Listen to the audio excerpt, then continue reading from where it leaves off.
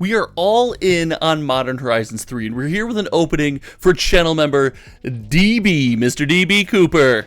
We are coming after some serialized Eldrazi. I got the email. DB said, let's hit some serialized Eldrazi, and I want to have an overarching conversation today about Modern Horizons 3 collector booster boxes. While this is some very serious plastic on the outside of this bad boy, I want to talk what makes this box right here such a good product, because as you know, we track every single sold listing of sealed product on TCG Player, and this box is popping off right now. It's going absolutely crazy. So DB, good luck, and let's talk Modern Horizons 3. Let's evaluate the packs really quick. I don't see any pull tabs on these bad boys, so I don't think there's any pull tabs.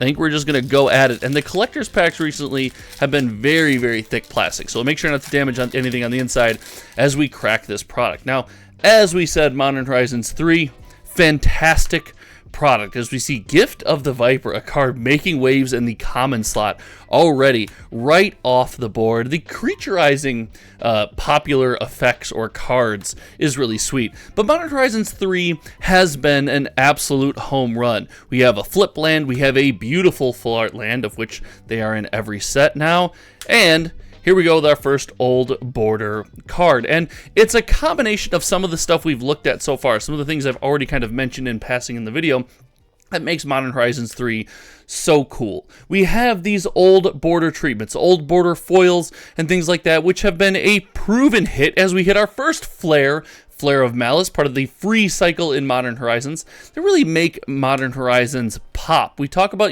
the number of variants as we have our first Commander card here, and the number of variants in some of these products being a bad thing, but Modern Horizons 3 seems to, get away with the number of variants, and in part it's because of beautiful freaking art like this.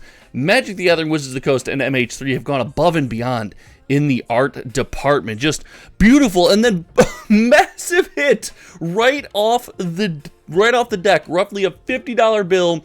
Ugin's Labyrinth, DB just soaking up the value already. And some of the art that we're seeing here, combined with those treatments, is really pushing this set over the top. And my piles are just going to be kind of where I feel like I want to put things for right now as we get into these packs. And again, we will go faster as we get more packs, but for the start, I like to kind of experience everything. But the treatments, the look of the cards it's going a long way for a set like MH3, because when you spend a premium price on a product, you really like to feel like most of the stuff in the pack is meaningful. And things like these full art lands over time have really lost a lot of meaning, so they've done a really good job kind of bringing some of that back. Unstable Amulet, the card that's just shaking up Modern right now as Storm, as a full-fledged comeback. We're going to put that in the Flare of Malice pile. Null Elemental Blast. Gosh, look at this. And this kind of leads me to my next point. It's like the packs want me to tell the story.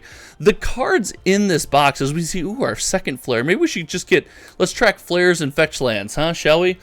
As we see kind of the cards in this box, it really becomes obvious that we're going a long way in, I guess, what I would call, let's say, shaking up Modern without, declaring we have to shake up Modern. Modern Horizons 3 has done a great job.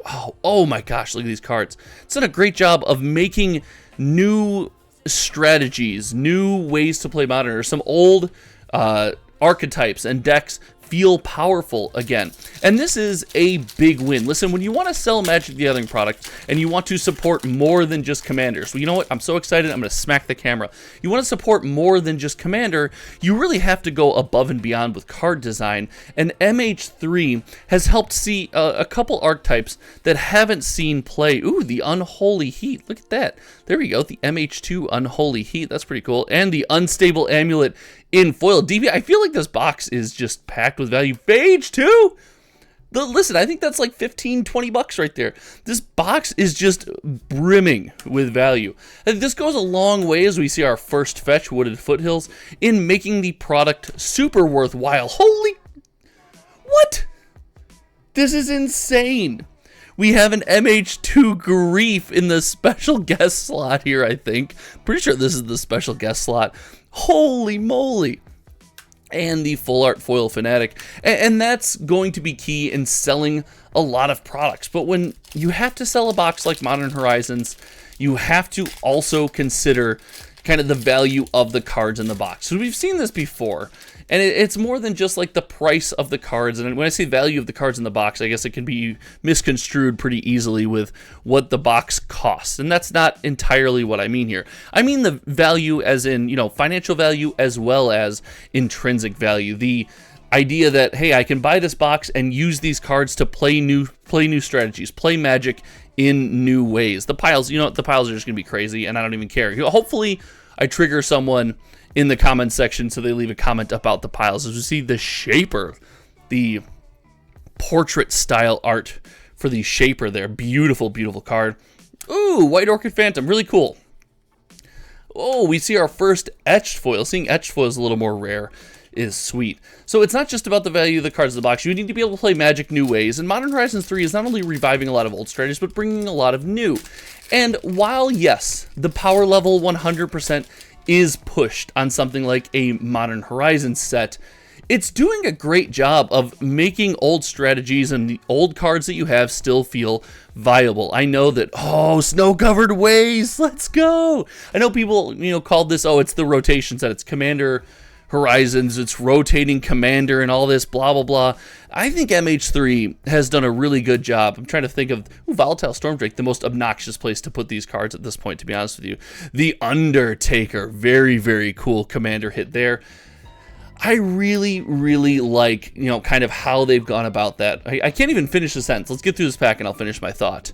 The Necrobloom, Invert Polarity. Let's go with this pile. Ooh, Primal Prayers. Look at that. That is a sweet hit and beautiful art. We're going to sleeve up some of this after we, obviously before we send it DB's way.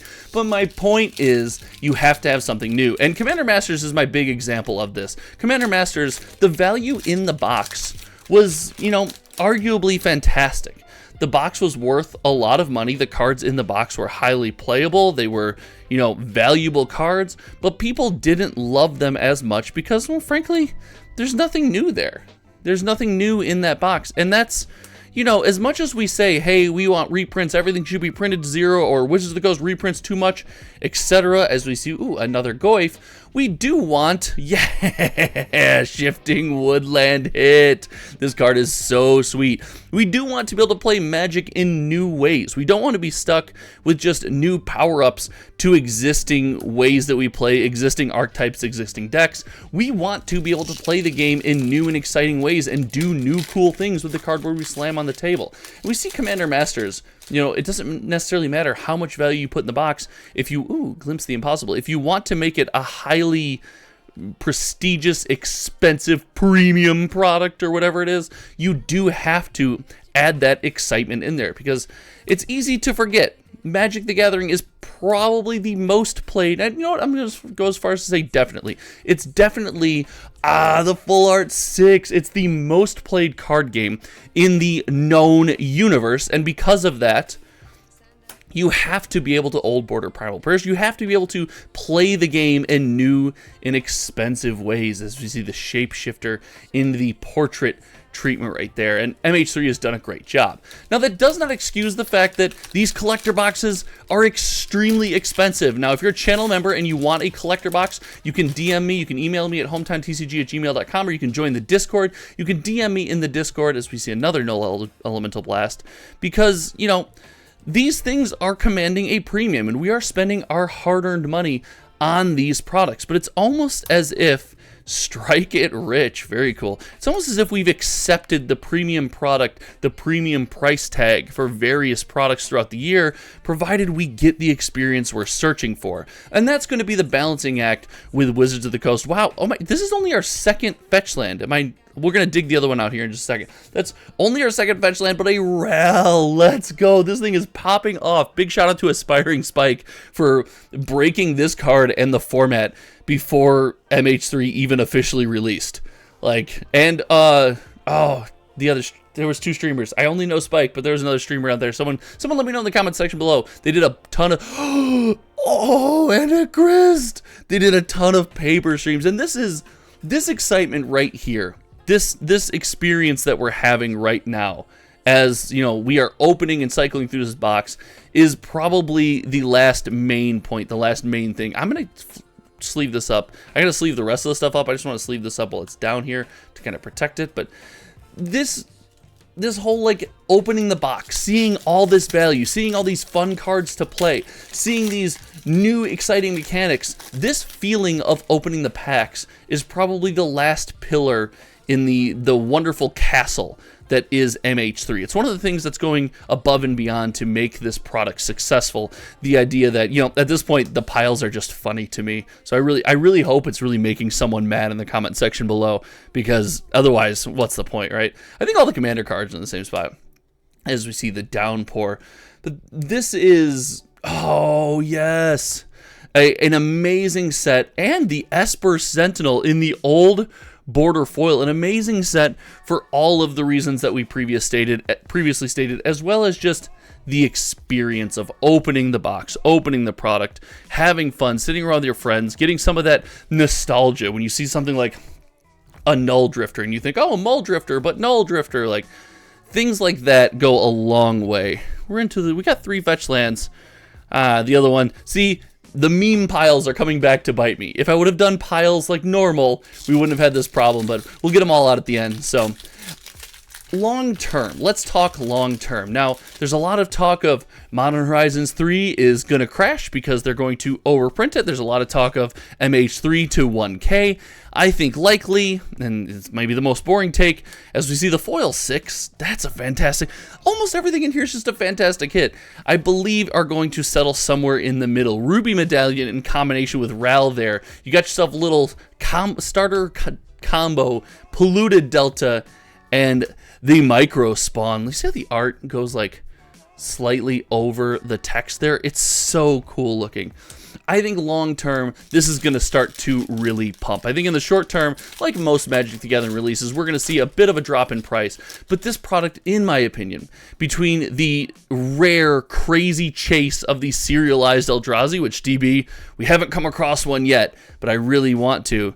Oh, the Tireless Provisioner. What a little blast from the past there. Tireless Provisioner. Plus the, Toxic Deluge. The notion of, you know, the value of the box. I think we're going to age really, really well in the long term. I don't think we're going to spike to 1K tomorrow. I don't see that coming. I don't see it being like, oh my gosh.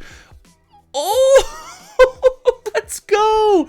Even with hits like this, I don't think we're going to spike to 1K, you know, as soon as tomorrow. But hey, I could be wrong. I really think this product is going to sit on shelves for a little while in a really positive way, and I think once the collector booster box starts to dry up, there's going to be a real push to get, you know, your hands on some of the sealed product to crack for yourself, to collect whatever it is you might do with it, because man, some of this fun is just hard to recreate. Now, we'll also be opening some play booster boxes on the channel. I have a lot to say about play booster boxes, their space within the game. Here, you know what? We're going to screw up the commander pile at the end, too. The levy. But all in all, we have a Johnny, or a Johnny, if you watch the May the Zoo Be With You podcast. Really, really sweet little planeswalker. They're the Sunken Palace. All in all, I'm pretty excited for the products. I think this is going to be an extremely successful release, continue to be an extremely successful release. Whoa, little duplication at the end there with the Nightmare, but make sure you are subscribed to the channel so we have the opportunity to share all the market data that we collect. DB, absolutely insane hit. Only 4 fetch lands. I believe only 4 fetch lands in the box. I will evaluate. I'll at least make sure to get in and sleeve up the crazy valuable stuff. Send it on DB's way. Thank you guys so much for hanging out. If you like content like this, if you like market conversation from a player's perspective, someone who doesn't own a store, things like that, make sure you hit that subscribe and the like button and all that fun stuff. And until next time, you guys know me. My name is Josh, and we will see you around. All right, goodbye. What an opening.